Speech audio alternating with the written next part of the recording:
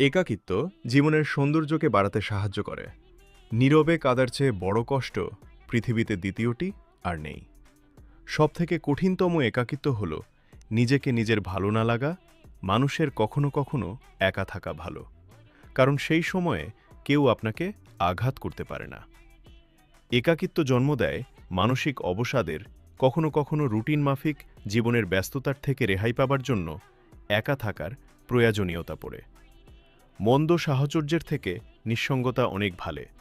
কারো স্মৃতি আঁকড়ে বেঁচে থাকার সবথেকে খারাপ দিকটি কেবলমাত্র কষ্ট নয়, তা হল একাকিত্ব। কারণ একাকিত্ব কারো সাথে ভাগ করে নেওয়া যায় না।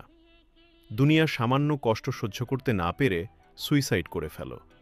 বলি কি, মৃত্যুর পর জাহান্নামের এত কষ্ট কিভাবে সহ্য করবে? মাঝে মধ্যে তোমার একা হওয়া দরকার। নিঃসঙ্গ হতে নয়, বরং নিজের সময়টা নিজের মতো নিজেকে দিয়ে খুশি করার জন্য।